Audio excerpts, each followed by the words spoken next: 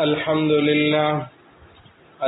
لله نحمده ونستعينه ونستغفره ونؤمن به ونتوكل عليه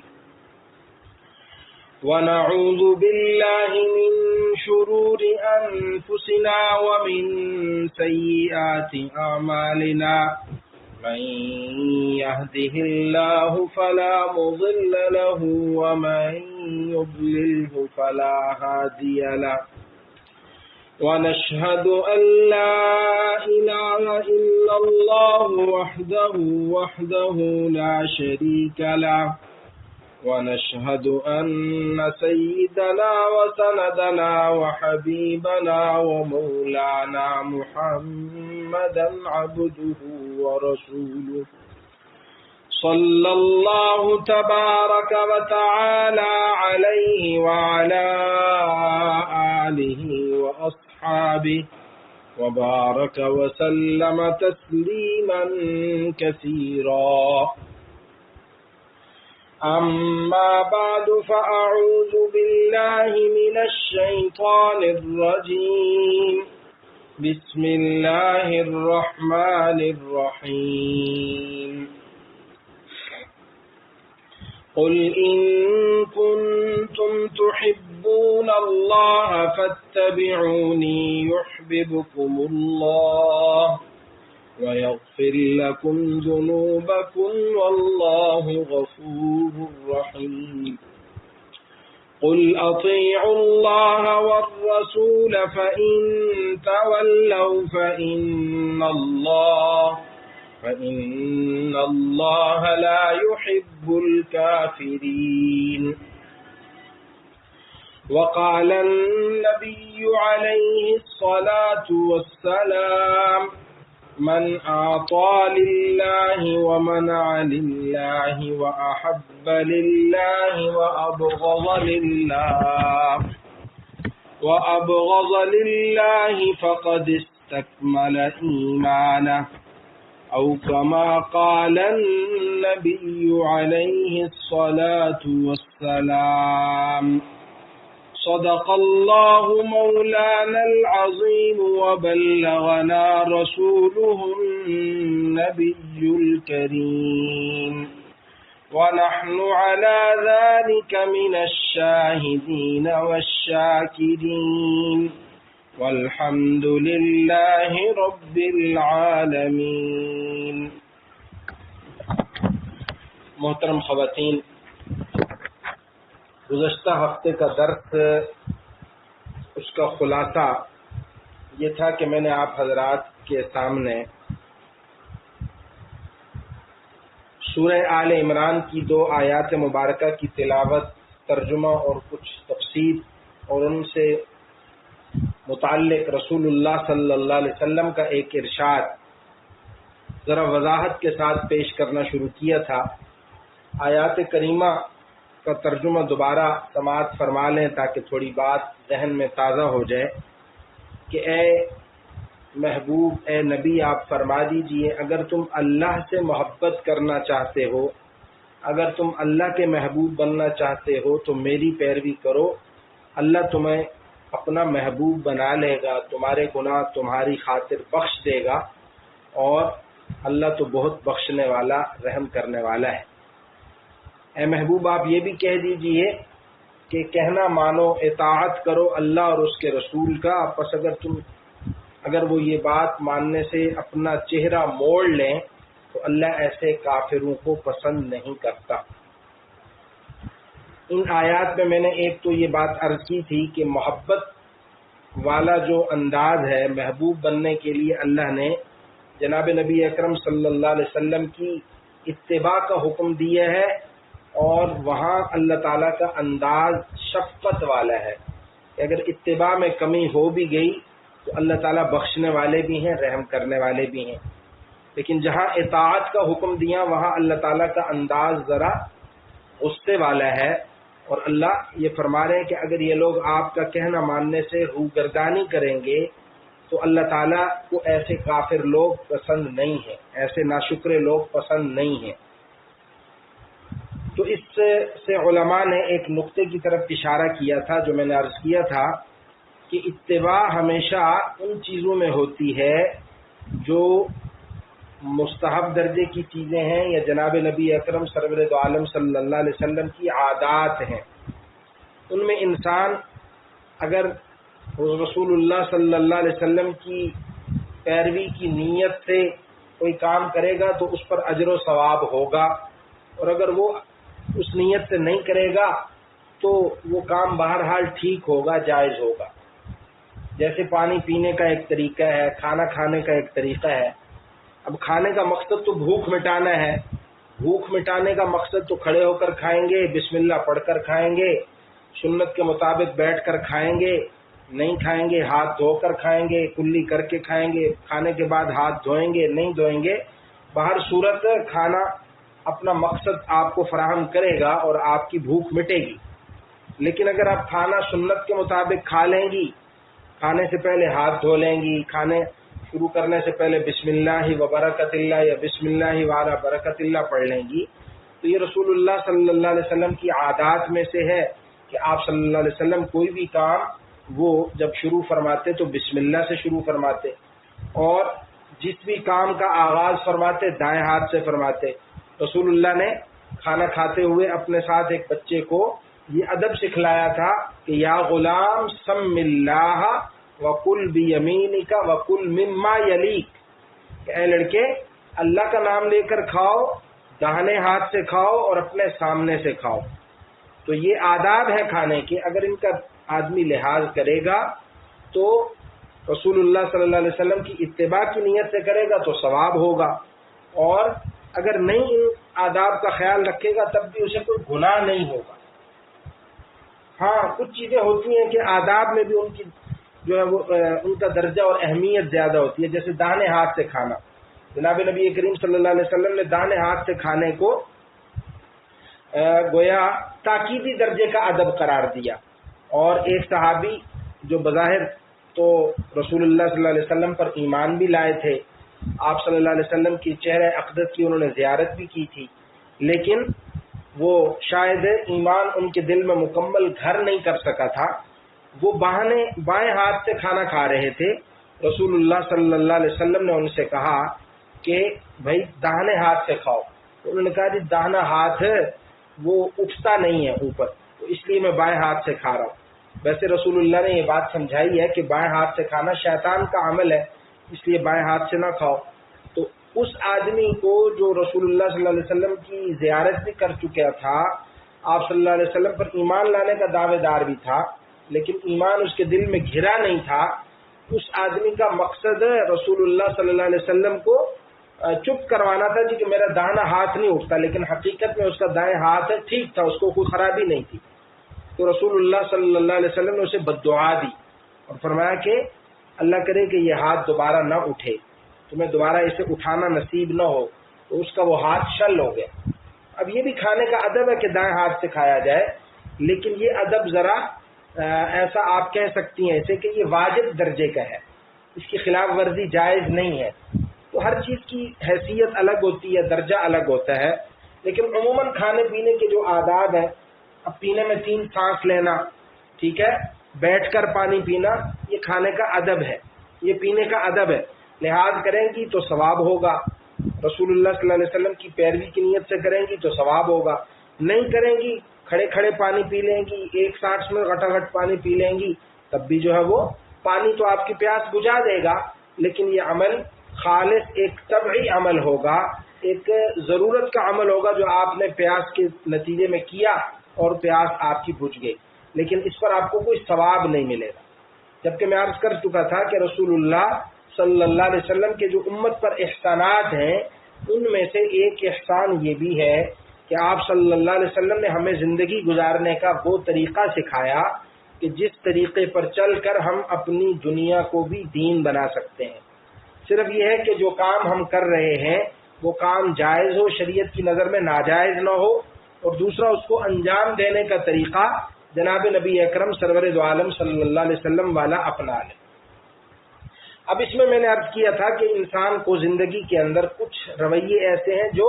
ہر انسان کو ان سے سابقہ پیش آتا ہے. لین دین ہر ایک انسان کو کرنا پڑتا ہے، کچھ لوگوں سے محبت کا تعلق ہوتا ہے، کچھ لوگوں سے آدمی کو جو ہے وہ محبت نہیں ہوتی، بعض دفعہ صرف محبت نہیں ہوتی اور بعض دفعہ ذرا دشمنی بھی ہو جاتی ہے، بغض بھی ہو جاتا ہے، عداوت بھی پیدا ہو جاتی ہے، نفرت بھی پیدا ہو جاتی ہے۔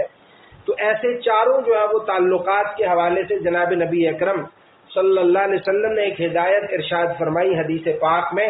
کہ جو آدمی یہ چار کام اللہ کی خاطر کر لے گا،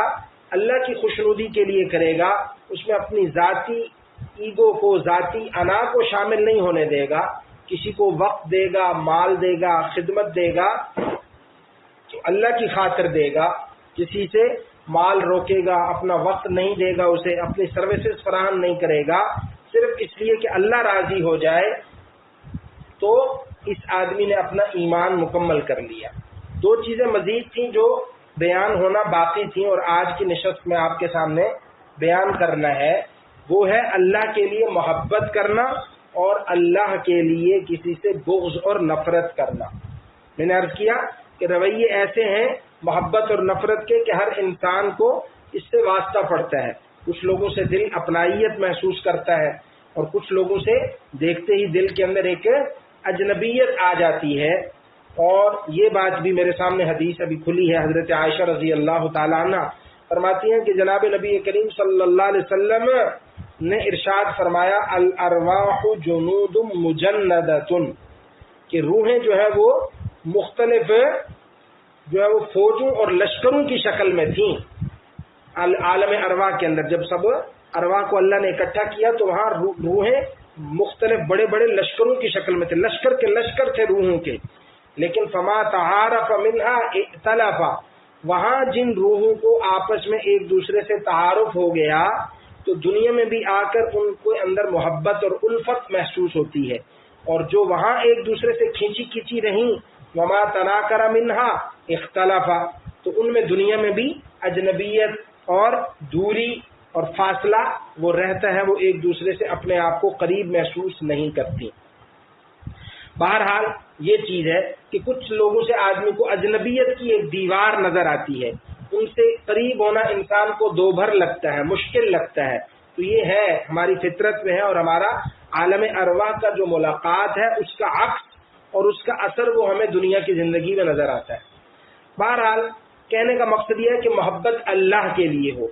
اب یہ جو اللہ کے لیے محبت ہے، جناب نبی کریم صلی اللہ علیہ وسلم نے اس کے بڑے فضائل ارشاد فرمائے، اس پر بڑی بشارتیں ارشاد فرمائی ہیں۔ چنانچہ ایک حدیث پاک میں ارشاد ہے جو حضرت عائشہ صدیقہ حضرت ابو ہریرہ رضی اللہ تعالیٰ عنہ سے مروی ہے، فرماتے ہیں کہ ان اللہ یقول یوم القیامت این المتحابون بجلالی الیوم اظلهم فی ظلی یوم لا ظل الا ظلی۔ صحیح مسلم کی روایت ہے، حضرت ابو ہریرہ فرماتے ہیں جناب نبی اکرم سرور دو عالم صلی اللہ علیہ وسلم نے ارشاد فرمایا کہ اللہ قیامت کے دن سب لوگوں کے سامنے فرمائیں گے کہ کہاں ہے میری عظمت، میرے نام کے احترام میں آپس میں محبت کرنے والے، آج میں ان کو اپنے سائے میں جگہ دوں گا، جبکہ آج میرے سائے کے سوا کہیں سایہ نہیں ہوگا۔ تو گویا اللہ کے لیے اگر کسی سے محبت ہو،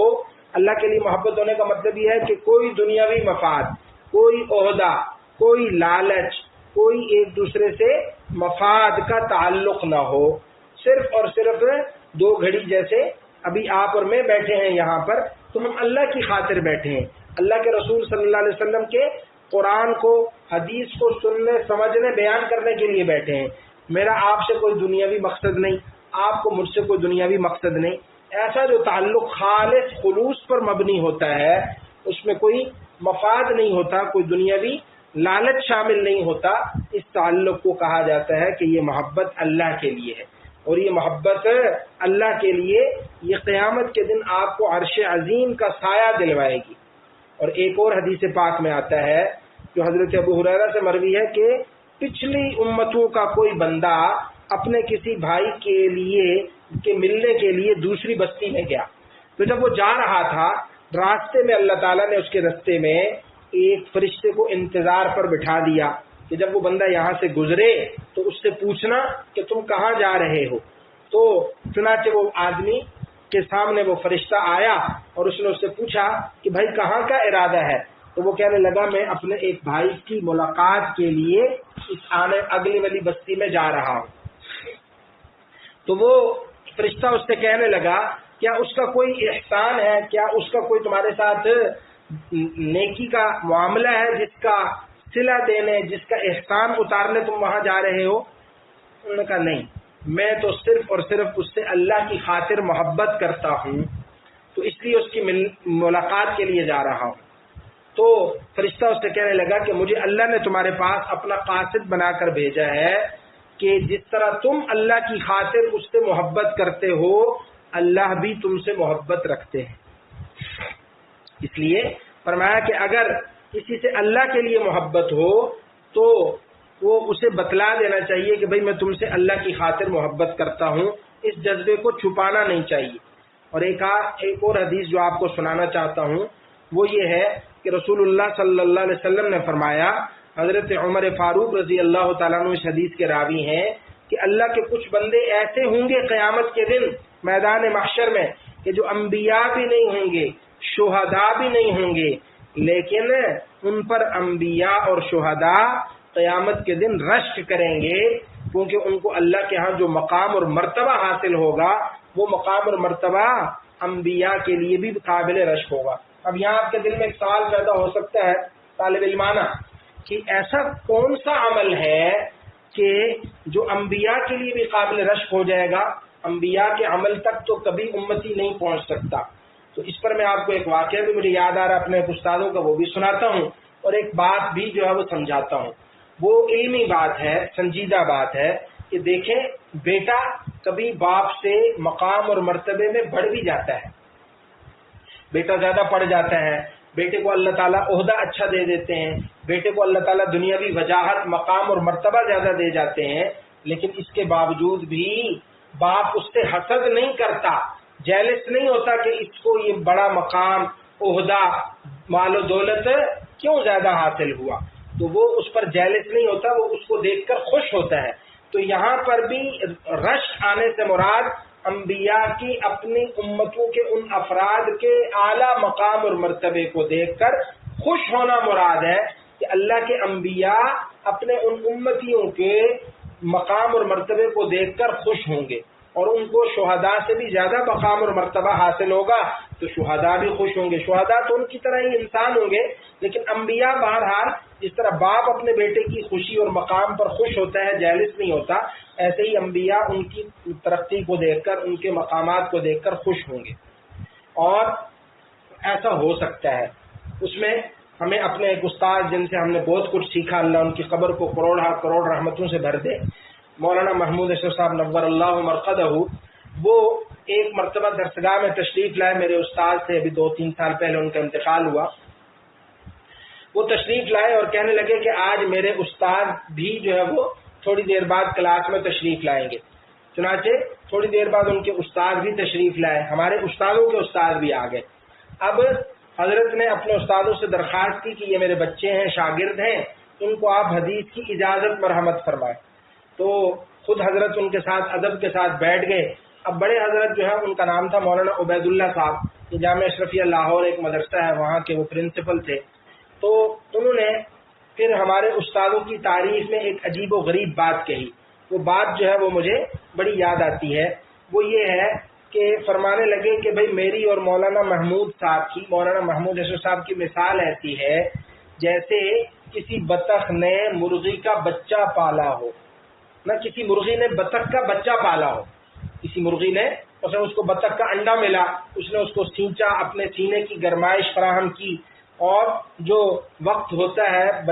انڈے کو گرمائش فراہم کرنے کا، اس کے بعد اس میں سے بچہ نکلا تو وہ بطخ کا بچہ تھا، کیونکہ انڈا بطخ کا تھا اس لیے بچہ بھی بطخ ہی کا نکلا، اس سے مرغی کا بچہ نہیں نکلا، لیکن اس کو جو گرمائش فراہم کی، اس تخلیقی مرحلے کے اندر جو مدد فراہم کی وہ تو مرغی نے فراہم کی، اس لیے اس کے ساتھ شفقت اور محبت وہ بطخ کو نہیں ہوگی جس کا وہ انڈا تھا، بلکہ اس مرغی کو ہوگی۔ ممتا کے جذبات اس بچے کے لیے وہ کس کے ہوں گے؟ مرغی کے لیے، مرغی کے اندر ہوں گے۔ اب جو ہے وہ ایک دن ٹہلتے ٹہلتے وہ مرغی بھی اور وہ بطخ کے انڈے سے نکلنے والا مرغی کا بچہ بھی، بطخ کا بچہ، وہ جو بطخی ہے وہ ایک دن ٹہلتے ٹہلتے کسی تالاب کے کنارے چلے گئے۔ تالاب کے کنارے پہنچ کر اب جو ہے وہ بطخ کا جو بطخ کے انڈے سے نکلنے والا مرغی کا بچہ تھا، اس کو جو اللہ تعالیٰ نے فطری طور پر تیرنے کی صلاحیت دی ہے، وہ اس نے جو ہے وہ چھلانگ لگائی پانی میں اور تیرنے لگا۔ اب جو مرغی ہے اس کی ماں وہ کنارے پر کھڑے تالاب کے وہ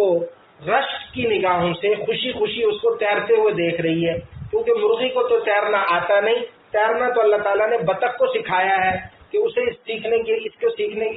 کے لیے کسی کے سکھانے کی ضرورت نہیں ہوتی۔ تو اب یہاں بچہ جو ہے وہ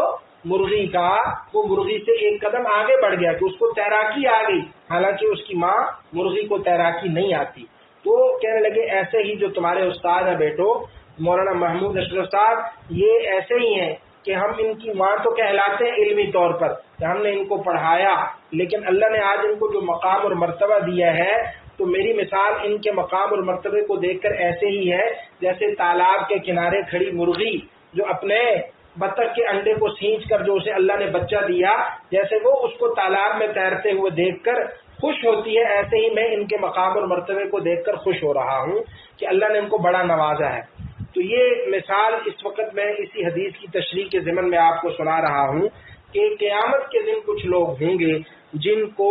اللہ تعالیٰ ایسا مقام عطا فرمائیں گے کہ انبیاء اور شہداء بھی ان پر رشک کریں گے۔ صحابہ کرام نے یہ سن کر کہ انبیاء کے لیے بھی وہ قابل رشک ہوں گے، فرمایا کہ یا رسول اللہ بتلائیے تو صحیح یہ کون لوگ ہوں گے؟ فرمایا ہم قوم تحابوا بروح اللہ علی غیر ارحام بینہم ولا اموال یتعاطونها، یہ لوگ ایسے ہوں گے جو اللہ کی خاطر ایک دوسرے سے محبت رکھتے ہوں گے، ان کے درمیان کوئی خونی رشتہ نہیں ہوگا کہ جس کی وجہ سے وہ ایک دوسرے کے ساتھ محبت پر مجبور ہوں، جیسے ماں اپنے بیٹے کے ساتھ، بھائی اپنی بہن کے ساتھ، بہن اپنے جو ہے وہ بھائی کے ساتھ، اولاد اپنی ماں باپ کے ساتھ، ماں باپ اپنی اولاد کے ساتھ، بھتیجے اپنے چچوں کے ساتھ، ماموں لوگ اپنے بھانجوں کے ساتھ محبت پر خونی رشتے کی وجہ سے آمادہ ہوتے ہیں۔ ان کے درمیان ایسا کوئی خونی رشتہ بھی نہیں ہوگا، لیکن پھر بھی وہ آپس میں محبت کرتے ہوں گے۔ ملا اموال یتعاطونها، اور نہ ان کی محبت کا باعث مال و دولت ہوگا جس کو لینا دینا انہیں جو ہے وہ اس کا ارادہ ہو کہ ہم نے ایک دوسرے سے مال لینا ہے، مال دینا ہے، یا ایک جگہ سے مال اس کو ملتا ہے تو اس سے محبت ہو جاتی ہے، تو اس طرح کا کوئی تعلق بھی نہیں ہوگا۔ تو اللہ کے رسول قسم اٹھا کر فرما رہے فواللہ ان وجوہہم لنور وانہم لعلی نور، وہ لوگ ان کے چہرے انتہائی نورانی ہوں گے اور وہ نور پر اور نور کی کرسیوں پر براجمان ہوں گے۔ لا یخافون اذا خاف الناس، جب سب لوگ ڈر رہے ہوں گے ان کو کسی قسم کا کوئی ڈر نہیں ہوگا۔ ولا یحزنون اذا حزن الناس، اور نہ وہ غمگین ہوں گے جب سب لوگ غم میں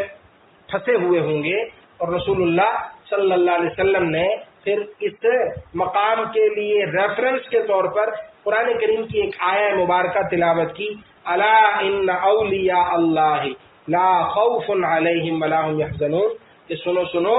اللہ کے جو دوست ہوتے ہیں ان پر قیامت کے دن کوئی خوف نہیں ہوگا اور نہ وہ کسی طرح کے غم میں مبتلا ہوں گے۔ تو یہ لوگ بھی کیونکہ اللہ کے محبوب ہوں گے، کیونکہ اللہ کی خاطر آپس میں محبت رکھتے ہوں گے، اس لیے اللہ تعالیٰ ان کو اپنی ولایت کا، بزرگی کا اونچا مقام عطا فرمائیں گے۔ تو بات ذرا نکل گئی کہ یہ اللہ کے لیے محبت بڑے اجر و ثواب کا، بڑے مقام کا، بڑی کامیابی کا باعث ہے، لیکن شیطان میرا اور آپ کا دشمن ہے، وہ نہیں چاہتا کہ میں اور آپ کامیاب ہوں، ہمارے تعلقات صاف ستھرے ہوں، نیتیں پاکیزہ ہوں۔ وہ جہاں اسے موقع ملتا ہے ہماری نیتوں کو الجھا دیتا ہے، نیتوں کو خراب کر دیتا ہے، سوچوں کو بگاڑ دیتا ہے۔ اس لیے کچھ محبتیں تو انسان فطری تقاضے کے تحت کرتا ہے، کچھ محبتیں انسان نفسانی تقاضے کے تحت کرتا ہے، کچھ محبتیں انسان اللہ کے لیے کرتا ہے، جیسے کسی اللہ والے سے، کسی عالم سے، کسی حافظ سے، کسی قاری سے، کسی بزرگ سے آدمی کو جو محبت ہوتی ہے وہ محبت اس لیے ہوتی ہے کہ یہ اللہ والے ہیں، یہ قرآن پڑھنے والے ہیں، یہ درس و تدریس کرنے والے ہیں، یہ اللہ اللہ کرنے والے بزرگ ہیں، ان کے پاس جاؤ تو اللہ اللہ کرنے کی برکت سے ہمیں بھی اللہ اللہ کرنے کی اللہ توفیق عطا فرماتے ہیں، تو اس لیے بزرگوں کے ساتھ آدمی کا دل لگتا ہے، ان کی مجلس میں جانے کا دل کرتا ہے، لیکن یہ محبت اللہ کے لیے ہوتی ہے۔ لیکن شیطان جب اس محبت میں ہمارا رستہ کھوٹا کرتا ہے تو وہ ان محبتوں میں بھی کوئی دنیاوی غرض، کوئی دنیاوی دھندا اور مفاد ڈال دیتا ہے۔ مثلا جو اللہ والے ہوتے ہیں، جو علماء ہوتے ہیں، جو امام ہوتے ہیں، جو قرہ ہوتے ہیں، ان کے پاس ہر طرح کے لوگ آتے ہیں، حیثیت اور مرتبے والے بھی آتے ہیں اور کم حیثیت لوگ بھی آتے ہیں۔ اب جس بندے کا تعلق شروع میں ان علماء کے ساتھ، قراء کے ساتھ، اللہ والوں کے ساتھ قائم ہوا تھا، اس نیت سے کہ یہ اللہ اللہ کرنے والے، قرآن کریم پڑھنے پڑھانے والے، درس و تدریس کرنے والے، اللہ اللہ سکھانے والے لوگ ہیں، تو آہستہ آہستہ شیطان اس تعلق کے اندر بدنیتی شامل کرتا ہے اور یہ سمجھاتا ہے کہ ٹھیک ہے اللہ اللہ بھی سیکھو اور ان سے قرآن کریم پڑھو بھی، اپنے بچوں کو پڑھواؤ بھی، لیکن دیکھو نا ان کے پاس وہ فلاں کمشنر صاحب کا بھی بڑا آنا جانا ہے، فلاں ایم ایل اے بھی ان کے پاس آتا ہے، فلاں ایم پی اے بھی آتا ہے، فلاں ایم این اے بھی آتا ہے، فلاں عہدے دار بھی آتا ہے، تو وہ بھی ان کا مرید ہے، وہ بھی ان کا جو ہے وہ چاہنے والا ہے، تو ہم ان کے پاس آنا جانا رکھیں گے تو ان لوگوں سے بھی ہماری راہ و رسم بڑھے گی، ان سے بھی جان پہچان پیدا ہوگی، کہیں تھانہ کچہری میں کوئی مسئلہ الجھا تو یہ لوگ ہمارے بھی کام آئیں گے۔ تو یہ جب نیت آ جاتی ہے تو جس محبت کا آغاز ہوا تھا اللہ کی خاطر، اب وہ محبت اغراض میں بدل گئی۔ تو اس لیے بڑی ضرورت ہے اس بات کی کہ اپنا جائزہ لیا جائے، اپنی سوچ کو دیکھا جائے کہ کہاں محبت اللہ کے لیے ہے، کہاں محبت نفس کے لیے ہے، اور وہ محبت جو ہوتی شروع میں اللہ کے لیے ہے، بعض دفعہ شیطان کی دسیسہ کاری اور اس کی آزمائش کی وجہ سے، اس کی جو ہے وہ بدنیتی شامل کرنے کی وجہ سے وہ محبت بجائے اللہ کے ہاں اجر و مقام کے، اللہ کے لیے محبت رہنے کے، وہ ذات کے لیے محبت میں تبدیل ہو جاتی ہے۔ اب میں آپ کو سناؤں کہ محبتیں کچھ فطری ہوتی ہیں، جیسے ماں کو اپنے بچوں کے ساتھ اور اولاد کو اپنے ماں باپ کے ساتھ محبت فطری ہے، ممتا کا جذبہ اللہ تعالیٰ نے ڈال دیا ہے ماں میں، اس شفقت کی وجہ سے وہ اپنی اولاد کے ساتھ محبت کرنے پر آمادہ رہتی ہے، کبھی بھی غصے میں بھی ہو، مارنا بھی پڑے اولاد کو تو وہ ہاتھ بچا کر مارتی ہے، کیونکہ ممتا کا جذبہ اسے غصے میں بھی یہ یاد دلاتا ہے کہ ہے تو تمہارا بچہ، اس لیے مارنا ہے تو ذرا بچا کے مارو، اس وقت بھی وہ یہ جذبہ بھولتی نہیں ہے۔ اور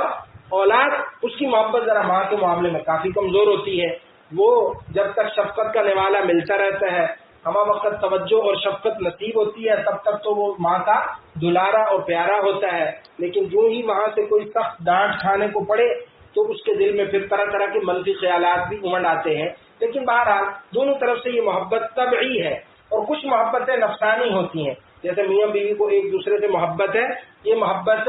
اللہ تعالیٰ نے ڈالی ہے، ایک دوسرے کی ضرورت ہے، وہ ایک دوسرے کے لیے وجہ سکون ہے، ایک دوسرے کے لیے قرار ہے، ایک دوسرے کی زندگی کے لیے گاڑی کا وہ پہیہ ہے جس کے بغیر ان کی زندگی کی گاڑی رواں دواں نہیں رہ سکتی، تو اس لیے وہ ایک دوسرے سے محبت کرتے ہیں۔ لیکن ہمیں یہ چاہیے کہ جو محبتیں ہوتی خالص اللہ کے لیے ہیں ان کو تو خالص اللہ تعالیٰ کے لیے رہنے دیں، ان میں مفاد کا عنصر شامل نہ کریں، لیکن جو محبتیں ہم کرتے ہیں طبعی تقاضوں کے تحت یا نفسانی تقاضوں کے تحت، ہمیں چاہیے کہ احب للہ اور اپنے ایمان کے کامل کرنے کے لیے ان محبتوں کو بھی اللہ کے لیے بنا دیں۔ اللہ کے لیے بنانے کا مطلب کیا ہے کہ اللہ کے رسول صلی اللہ علیہ وسلم کی محبتوں کو اپنے سامنے لائیں۔ کہ اللہ کے رسول صلی اللہ علیہ وسلم کو اپنی ازواج سے بڑی محبت تھی۔ ابھی ایک واقعہ میں آپ کو مختصر سنانا چاہتا ہوں کہ رسول اللہ صلی اللہ علیہ وسلم ایک مرتبہ حضرت عائشہ صدیقہ رضی اللہ تعالیٰ عنہ فرماتی ہیں کہ رات میں بیٹھے ہوئے تھے اور آپ صلی اللہ علیہ وسلم کی ازواج مطہرات بھی بیٹھی ہوئی تھیں، تو حضور اکرم صلی اللہ علیہ وسلم نے اپنی بیویوں کو پرانے وقتوں کی 11 عورتوں کی کہانی سنائی کہ کوئی 11 عورتیں آپس میں مل بیٹھیں اور انہوں نے کہا کہ بھائی ہر ایک بندہ اپنے اپنے شوہر کی خوبی بیان کرے۔ تو ان میں سے پہلی اور آخری عورت کا جو ہے وہ میں آپ کو بتاتا ہوں، باقی کی 9 عورتوں کا ذکر نہیں کرتا آپ کے سامنے۔ پہلی عورت نے کہا کہ بھائی بہنوں، میرا خاوند تو ایسا ہے جیسے دبلا پتلا اونٹ کہ جس کا گوشت وہ کسی اونچے پہاڑ پر جو پڑا ہوا پتھر ہے اس پر رکھا ہوا ہو،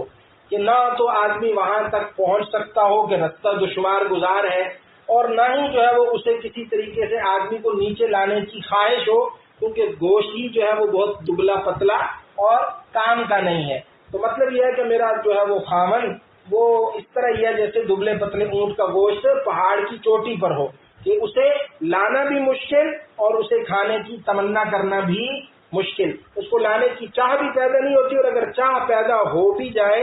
تو اس تک پہنچنا آسان نہیں ہوتا۔ گویا اشارہ تھا اس بات کی طرف کہ میرا شوہر بخیل بھی ہے اور اخلاق کے اعتبار سے بھی کافی کمزور اور بد اخلاق واقع ہوا ہے۔ اور ایک آخری جو ہے وہ خاتون تھی، ان کا نام تھا ام زرع، اور ان کے خاوند کا نام تھا ابو زرع، لیکن ان سے شادی تو ہوئی اور انہوں نے ان کو گہنوں سے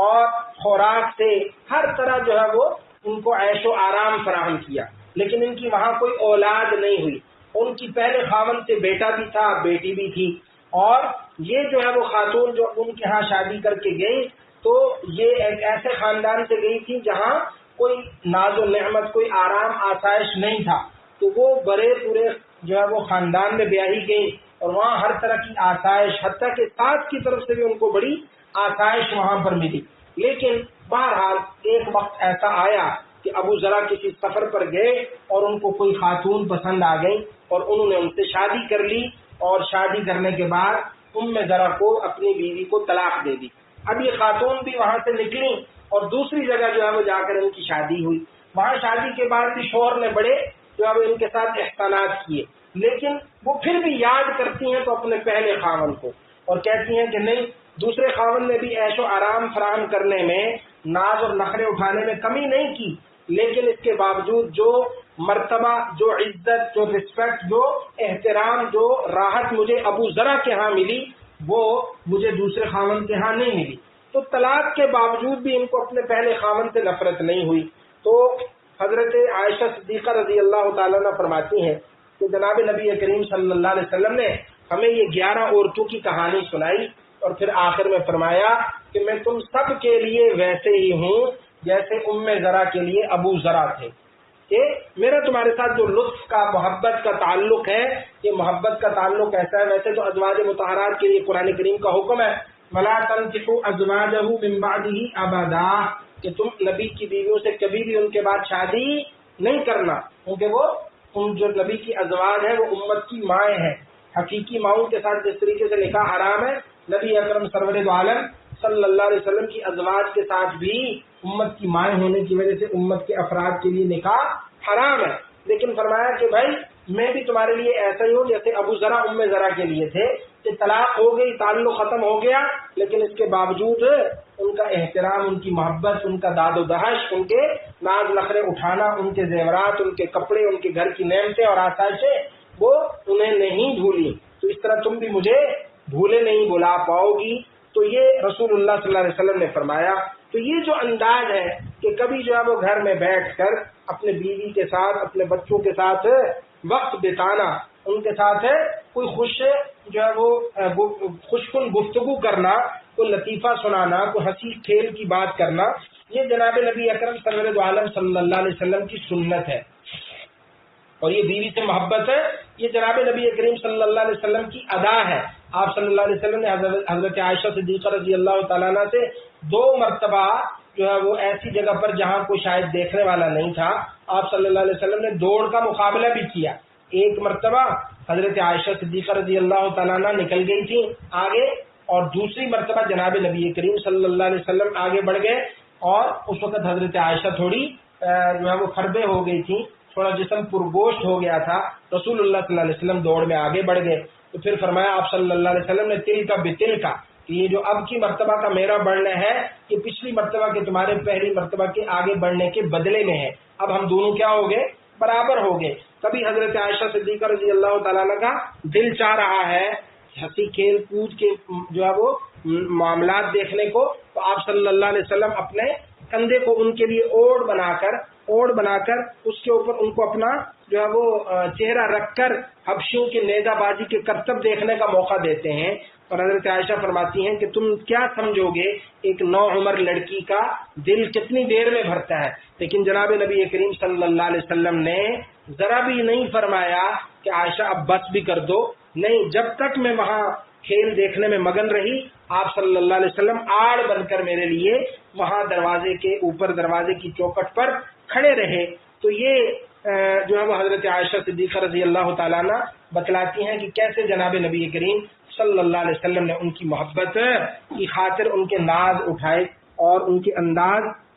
کو، محبت کو جو ہے وہ برداشت کیا۔ یہ جناب نبی کریم صلی اللہ علیہ وسلم کی ادا ہے۔ اسی طریقے سے آپ صلی اللہ علیہ وسلم کے نواسے تھے حضرت حسن اور حسین رضی اللہ تعالی عنہ، حضور اکرم صلی اللہ علیہ وسلم انہیں چومتے بھی تھے، انہیں سونگھتے بھی تھے اور فرماتے تھے ہما ریحانتا یا من الدنیا، یہ میری دنیا کے باغ کے دو پھول ہیں۔ اور آپ صلی اللہ علیہ وسلم نے ان کی بلائیں لیں، ان کے ساتھ محبت کی، حتیٰ کہ اور جب رسول اللہ صلی اللہ علیہ وسلم سفر سے واپس آتے تو بچوں کو اپنے ساتھ سواری پر بٹھا لیتے تھے۔ یہ آپ صلی اللہ علیہ وسلم کی محبت۔ اب یہاں ایک سوال پیدا ہوتا ہے کہ ہم بھی تو اپنے بچوں سے محبت کرتے ہیں، نواسیوں سے محبت کرتے ہیں، ہمیں بھی اپنے خامندوں سے محبت ہے، ہمارے خامندوں کو ہماری جو ہے ہمارے ساتھ محبت ہے، تو یہ محبت تو اللہ ہی کے لیے ہے۔ اس محبت میں ہم تو رسول اللہ صلی اللہ علیہ وسلم کے بالکل جو ہے وہ مشابہ ہیں۔ ہم بھی اللہ کے رسول صلی اللہ علیہ وسلم بھی اپنی ازواج سے، اپنے نواسیوں سے اور اسی طریقے سے گلی محلے کے بچوں سے محبت کرتے تھے۔ ہم بھی اپنے اندر یہ بات دیکھتے ہیں کہ ہمیں بھی یہ محبت ہے، ہمیں بھی بچوں سے، نواسوں سے، نواسیوں سے، پوتیوں سے، گلی محلے کے چھوٹے معصوم بچوں سے ہمیں بھی پیار آتا ہے، ہمیں بھی ان پر شفقت کی نگاہ ڈالنے کا دل کرتا ہے۔ لیکن خوب سمجھ لیجیے، نہیں، ہماری محبت میں اور جناب نبی اکرم سرور عالم صلی اللہ علیہ وسلم کی محبت میں زمین و آسمان کا فرق ہے۔ آپ صلی اللہ علیہ وسلم کا تعلق ہر وقت اونچے مقامات سے، اونچے لوگوں سے، نورانی مخلوق سے، ہر وقت آپ کا رشتہ اور بات چیت جاری رہتی تھی۔ لیکن اس کے باوجود آپ صلی اللہ علیہ وسلم ہوتے عرش پر تھے، نگاہیں عرش پر تھیں، جلوے عرش کے دیکھتے تھے، لیکن اس کے باوجود اس جلووں سے اپنی نگاہ ہٹا کر، ان مصروفیات سے اپنے آپ کو نکال کر جناب نبی کریم صلی اللہ علیہ وسلم زمین پر چلنے پھرنے، اپنے ساتھ اٹھنے بیٹھنے والے، اپنے گھر میں رہنے والے افراد کے حقوق کا خیال رکھتے ہوئے ان کی دلجوئی کے لیے یہ کام کیا کرتے تھے ارادتاً۔ میں اور آپ اگر بچوں سے محبت کرتے ہیں یا خامدوں کو ہمیں اپنے خامدوں سے محبت ہے، اپنے نواسیوں سے محبت ہے، تو یہ میں نے عرض کیا یا تو نفسانی تقاضے کے تحت ہے یا طبعی اور ممتا کے جذبے یا فطری جو محبت اللہ نے ہر بندے میں بچوں کے لیے رکھی ہے اس کے تقاضے کے تحت ہے۔ ہمارے حاشیے خیال میں بھی کبھی ان محبتوں کے وقت یہ نہیں آتا کہ جناب نبی کریم صلی اللہ علیہ وسلم نے بھی محبت کی تھی ازواج سے، نواسیوں سے۔ ہمیں کبھی یہ کردار سامنے نہیں آتا۔ جب کردار نہیں آتا تو اس کا مطلب یہ ہے کہ اتباع مقصد نہیں ہے، جناب نبی کریم صلی اللہ علیہ وسلم کی سنت ادا کرنا مقصد نہیں ہے۔ تو ہمیں ان محبتوں کو اللہ کے لیے بنانا ہوگا۔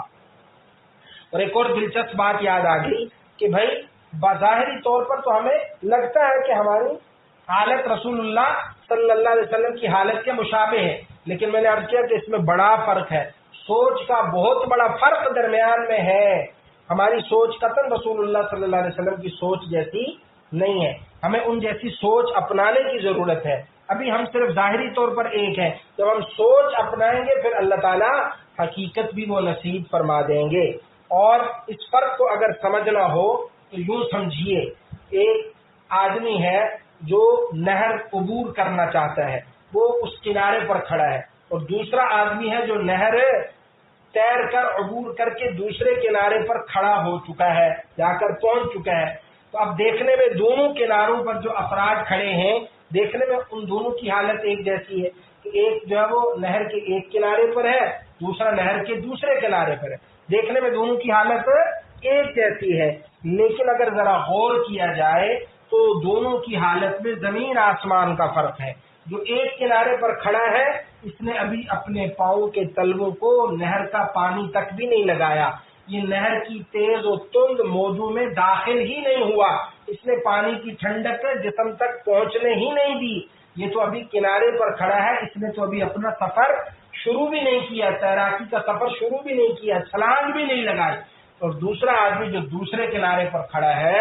وہ دریا کی، نہر کی تیز و تند موجوں کا، تھپیڑوں کا، ٹھنڈے پانی کا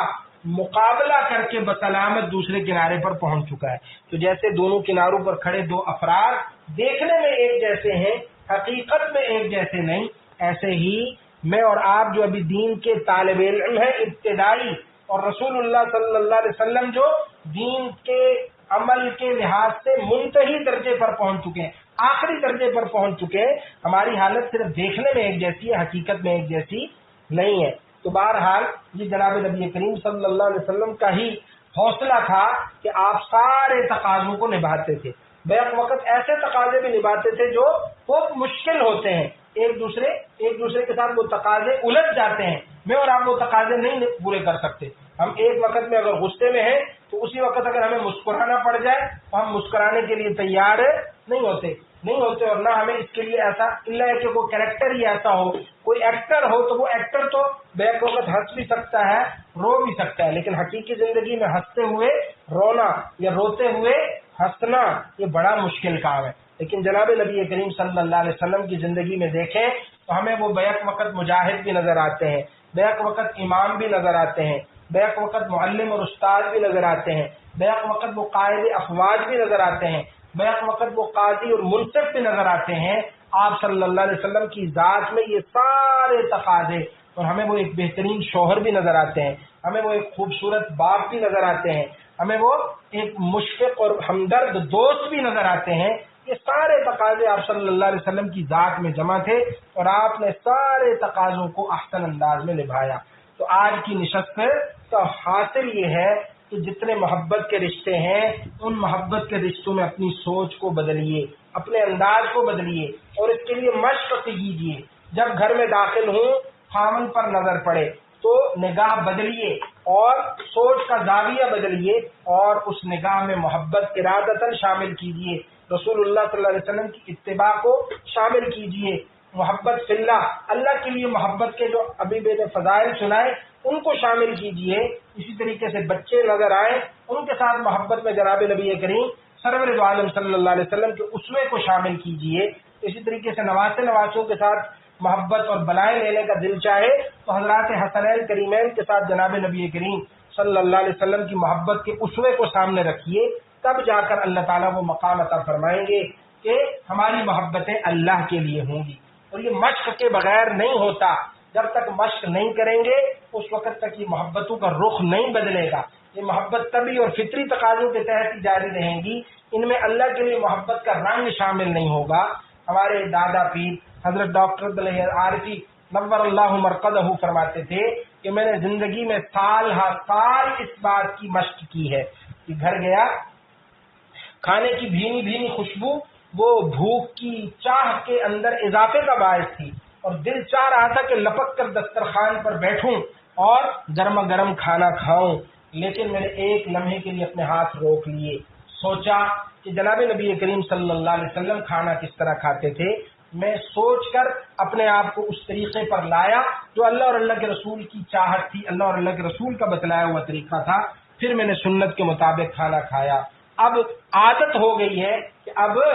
جب تک کام رسول اللہ صلی اللہ علیہ وسلم کے طریقے کے مطابق انجام نہ دوں چین نہیں پڑتا۔ اسی طریقے سے بچے گھر میں نظر آئے، بلائیں لینے کو دل چاہا، لپٹانے کو دل چاہا، چومنے کو دل چاہا، لیکن میں ایک لمحے کے لیے رک گیا اور اپنی سوچ کا رخ بدلا، جناب نبی کریم سرور عالم صلی اللہ علیہ وسلم کی محبت کو سوچا، انداز کو سوچا، پھر اپنے بیٹے کو، اپنے پوتے کو، اپنے نواسے کو گلے لگایا، تب جا کر سال ہر سال کی مشق کے بعد یہ مقام حاصل ہوا کہ اب یہ چیز دل و دماغ میں رچ بس گئی ہے۔ اللہ جل شانہ ہمیں اپنی محبتوں کا بھی جائزہ لینے کی اور اللہ کی خاطر محبت کرنے کی ہم سب کو توفیق عطا فرمائے۔ وما علینا الا البلاغ۔ الحمدللہ رب العالمین والعاقبۃ للمتقین والصلاة والسلام علی اشرف الانبیاء والمرسلین۔ اللهم لك الحمد كما ينبغي لجلال وجهك وعظيم سلطانك، اللهم لا احصي ثناء عليك انت كما اثنيت على نفسك، یا اللہ یا رحمان یا کریم یا غیاث المستغیثین یا امان المستجیرین۔ ہم سب کا مل بیٹھنا، کہنا، سننا قبول فرما۔ اے اللہ ہمارے اس مل بیٹھنے میں برکت عطا فرما، ہماری اصلاح کا اس میں ذریعہ فرما، یا اللہ ہماری محبتوں کو، ہماری سوچوں کے محور و مرکز کو، رخ کو یا اللہ تبدیل فرما، ہمیں اپنے تعلقات اللہ کے لیے بنانے کی، اللہ کے لیے رکھنے کی توفیق عطا فرما، ہمیں یا اللہ اپنی سوچوں کا زاویہ بدلنے کی توفیق عطا فرما، یا اللہ جو ہمارے اکابر، اساتذہ، والدین، مشائخ جن کی محنتوں، بیانات، وعظ و نصیحت اور یا اللہ مجاہدات کے طفیل یہ دین، اس کا علم، اس کی تعلیمات ہم تک پہنچی، یا اللہ ہماری طرف سے انہیں جزائے خیر عطا فرما، ان کی قبر پر کروڑ ارب رحمتوں کا نزول فرما، ان کی قبور کو باغیچہ جنت بنا، معطر اور منور فرما، تحت نظر کشادہ فرما، اے اللہ جو ہمارے ساتھی، ہمارے سننے والی خواتین میں، ان کے جاننے والوں میں، اڑوس پڑوس میں جو لوگ بیمار ہیں، یا اللہ سب کو شفائے کاملہ عاجلہ مستمرہ نصیب فرما، مقروضوں کو قرضوں سے خلاصی عطا فرما، بے اولادوں کو اولاد صالحہ نعمت عطا فرما، اے اللہ گھروں کے اندر بے سکونی ہے، بد امنی ہے، دل پھٹے ہوئے ہیں، اے اللہ دلوں میں ملاپ پیدا فرما، اتفاق اور اتحاد پیدا فرما، حسد کی وجہ سے، بغض کی وجہ سے، جیلسی کی وجہ سے، اے اللہ دوسروں کی ترقی سے ہم حاسد ہوتے ہیں، دوسروں کی ترقی برداشت نہیں کر سکتے، اے اللہ جادو، ٹونا، دھاگا، عملیات کی طرف ہم جاتے ہیں، اے اللہ ایسے لوگوں کی اصلاح فرما جو دوسروں کی ترقی سے حاسد ہوتے ہیں، اے اللہ گھروں کے اندر امن و سکون، پیار، محبت، الفت پیدا فرما، اے اللہ بگاڑ سے بچا، اے اللہ بچے اور بچوں کے اچھے رشتوں کا انتظام فرما، اے اللہ جن کے رشتے ہو چکے ان کی رخصتیاں آسان فرما، جن کی رخصتیاں ہو گئی اے اللہ ان کو زندگی کے اندر شیر و شکر فرما، محبت اور پیار والی ازدواجی زندگی نصیب فرما، چین و قرار دین و دنیا میں عطا فرما، دنیا بھی اچھی فرما، آخرت بھی اچھی فرما، دنیا سے ایمان کے ساتھ جانا نصیب فرما، اے اللہ وطن عزیز پاکستان کی حفاظت فرما، اس کے یا اللہ یوم آزادی قریب ہے، اے اللہ اس موقع پر ہر طرح اپنا شکر ادا کرنے کی ہمیں توفیق عطا فرما، اے اللہ ہمارے والدین میں جو حیات ہے ان کو زندگی و صحت عطا فرما، اے اللہ جو بقید حیات میں ان کی مغفرت کاملہ فرما، ان کے درجات بلند فرما، ہم سب کی غیبی مدد فرما، اسباب فراہم فرما کہ ہم بار بار مقبول حاضری حاصل کر سکیں جناب نبی کریم سرور عالم صلی اللہ علیہ وسلم کے حضور ہدیہ درود و سلام پیش کرنے کے لیے مدینۃ المنورہ، اور اے اللہ آپ کے گھر کے طواف کی اور سعی کی اور اے اللہ مناسک حج عمرہ کی ادائیگی کے لیے بار بار ہمیں قبول فرما، ہمیں اس کے اسباب اور ذرائع نصیب فرما، ہمارے گھروں کو اے اللہ جنت کا نمونہ بنا، اے اللہ جو مانگا وہ بھی عطا فرما، نہیں مانگ سکے اپنی کریمی کے صدقے جناب نبی اکرم سرور عالم صلی اللہ علیہ وسلم کی طفیل عطا فرما، یا اللہ یہ بہنیں، یہ مائیں، یہ بیٹیاں آتی ہیں، اے اللہ ان کے آنے کو قبول فرما، انہیں جزائے خیر عطا فرما، اے اللہ ان کے دلوں کی کایا پلٹ دیجئے، ان کے دلوں کی دنیا بدل دیجئے، اے اللہ دلوں میں سوچ و فکر میں انقلاب پیدا فرما دیجئے، وصلی اللہ علی النبی الکریم وعلی آلہ وصحبہ اجمعین، آمین آمین برحمتک۔